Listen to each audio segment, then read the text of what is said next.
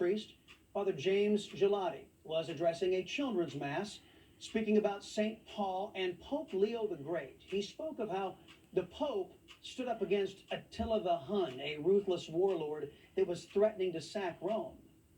Many of our nation's churches, synagogues, and mosques, they face that same Leviathan in the form of the godless Democrat Socialist Party.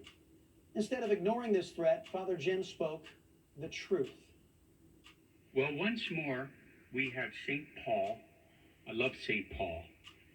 St. Paul is a straight shooter. I think that works especially, don't you think, in Texas? He's a straight shooter. He shoots from the hip. I understand that to mean he talks turkey. Oh, these idioms and metaphors. He speaks his truth and let the consequences fall where they may. It has come to my attention that there is on a school Facebook some celebrations over Biden being elected president. That's your business. You can do that in your own realm.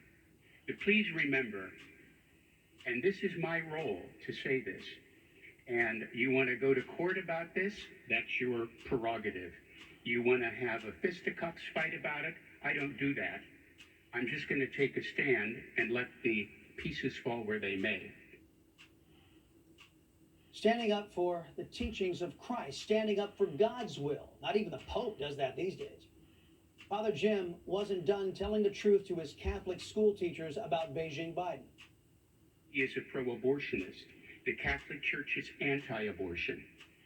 I presume that you are not discussing in the classroom the situation of abortion that goes against what the Catholic Church teaches. I presume you are doing that. I have to let you know, any more postings about celebrating Biden, who is a pro-abortionist and not a good Catholic at all, in name only, well, I have to do my duty and protect the faith and protect these children. And I suggest to you that there would be jobs in jeopardy. All legitimate religions have a dim view of abortion on demand. And it's not okay for Catholics to support a political party that celebrates the slaughter of children in the womb. And it's not okay to support a political party that openly attacks your own church. The truth is, you can't be a practicing Christian, Jew, or even Muslim and also be a practicing Democrat socialist.